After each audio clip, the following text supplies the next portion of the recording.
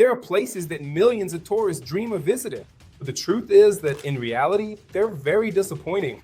I personally checked 9 top places and will tell you if they are worth your expectations and effort.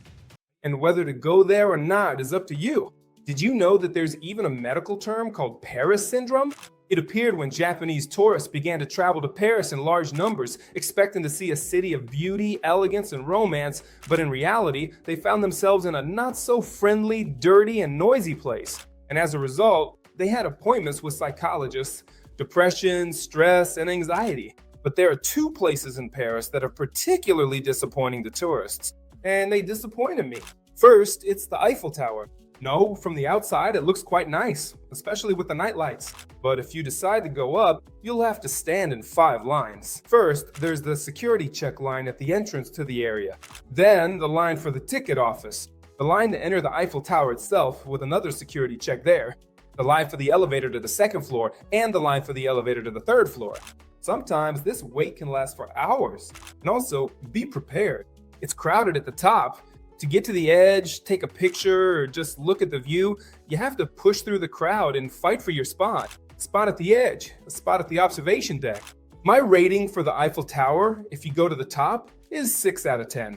The second disappointing attraction, which everyone goes to, of course, and probably everyone gets disappointed. It's the Mona Lisa at the Louvre. Yes, well, of course, the lines. The line to get into the Louvre itself is only half the battle. Yeah, people are ready. They stand outside. Okay. The line to the hall with the Mona Lisa is gigantic. You stand in this line, already completely miserable, and you finally reach the Mona Lisa. It's a painting that's 50 by 70 centimeters. It's small, it's behind bulletproof glass that also glares. To get close to it, there's a 2-meter barrier. You get close, look at it for a few seconds, and you just get a wave of disappointment washing over you. And this is that famous Mona Lisa? Well, okay. You check the box and move on. The rating for the Mona Lisa is still a disappointment. 3 out of 10. The most exhausting and treacherous line of my life was in Tokyo. It was the line for the famous Skytree television tower. From there, you can see the whole city, and on a clear day, you can even see Mount Fuji, which is 100 kilometers from Tokyo. And the expectations were high, because it's the tallest structure in Japan, and the 2nd tallest in the world, after the Burj Khalifa in Dubai. So, we get to the Skytree and see a line. Well, a line for maybe 30 or 40 minutes? We think, no big deal, we can wait that long and go up. So we're standing in this line, waiting, and the line goes around a corner into another room, and oh man, it's even longer in there. The line just keeps going, snaking around like this, and you have to keep waiting. We figured, well, since we've already started, we might as well see it through. We wait in that line for about another hour in the 2nd room. It goes around another corner, and at this point, you just want to tear your hair out because the line continues into a 3rd room. It's not getting any shorter, it feels like it's getting longer. So in the end, we stood in that line for about 4 hours. And at the top, we spent maybe half an hour looking at the view. It was cool. You could really see the whole city. We didn't see Mount Fuji though. The weather wasn't right for it. But you can decide for yourselves if that half-hour view of the city is worth a 4-hour wait in line. A rating for the Skytree in Tokyo is a 7 out of 10. In general, crowds of tourists can ruin any attraction. For example, the Angkor Wat temple in Cambodia. You've probably seen that photo of the sun rising behind the temple. It makes you feel like you could experience the sense of unity with a great lost civilization. So I decided to go to Angkor Wat for sunrise too. I thought I was probably the only one, this unique genius who thought of it. I got up at 3 in the morning, got to the temple, and discovered that on the very spot where people take those photos of the temple, there was this gigantic crowd. Forget about feeling any unity with the culture. You couldn't even squeeze through. Everyone was there with their cameras and tripods. For me to squeeze in with my camera, I had to get into the pond and walk knee deep in the water, just to stand there with my camera and wait for the sunrise. In the end, I got the shot. I even took a picture of all the people who were standing there waiting. But despite the disappointment I felt, the place is so amazing. Angkor Wat is so impressive that I'm giving it a 9 out of 10. Another world-famous attraction where the experience is ruined by crowds of tourists is the Taj Mahal in India. And here's the problem starts right from the beginning. You arrive, and at the entrance, you're met by a crowd of not just tourists, but locals. And that's much worse than just tourists. A crowd of locals is completely disorganized. You're just trying to make your way through it, not knowing where you're going, why you're going, or if you're even going the right way. While in Tokyo, everyone stood politely in a neat snake in line waiting their turn, here, everyone was just pushing and shoving. You have to push and shove too, just to, somehow get to the ticket windows and then the security check to enter the Taj Mahal grounds. But that's only half the problem. You know that famous photo on the bench in front of the Taj Mahal? When you look at it, it seems like, just a guy sitting down, relaxing in peace, enjoying the beauty. But in reality, of course, that's not the case at all. For that one little bench on the grounds, there's a huge line of people who want to take a picture. When it's finally your turn, you have just a few seconds to get that perfect shot, and then they shoo you away. But still, the Taj Mahal is worth it. It's a place that exceeded all my expectations. With a view like that, you forget all about the crowds, the lines, the chaos. For me, it's a 10 out of 10. Let's move on to Turkey. There's also one of the natural wonders there, the travertines, formed by a mineral spring in Pamukkale. In photos, it looks just amazing.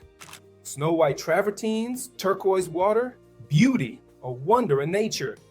But reality, honestly, is disappointing. First, the travertines aren't snow white at all, but a sort of dirty brownish gray, because everyone walks on them, bringing dirt on their feet, and of course, they're all trampled. Second, the water isn't turquoise either, but a kind of bluish gray.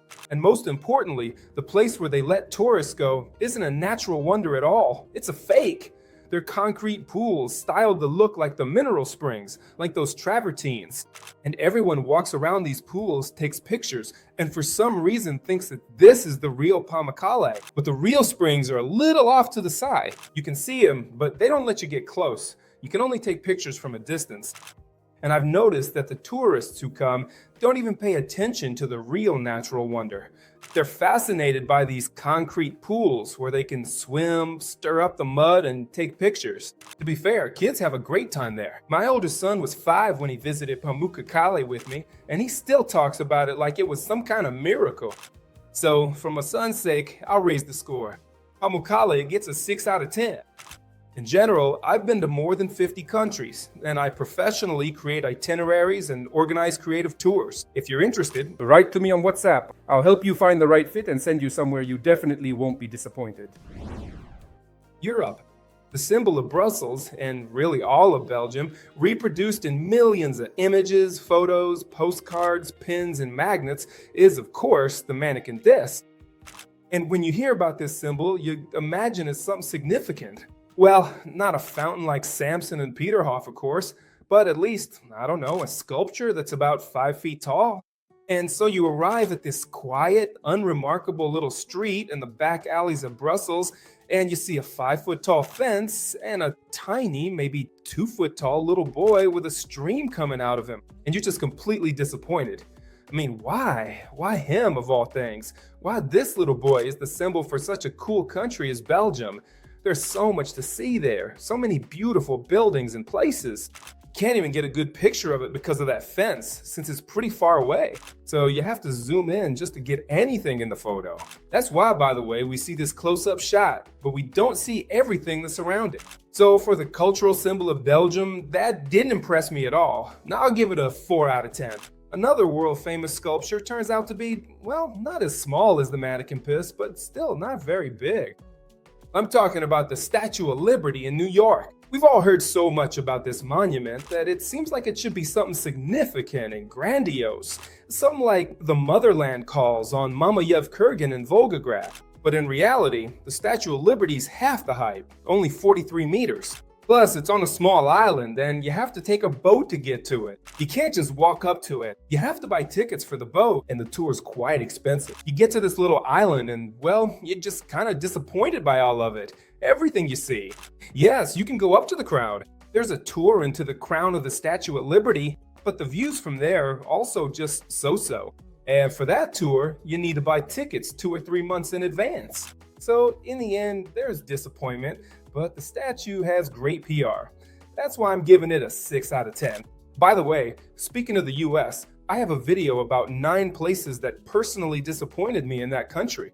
I'll leave a link in the description.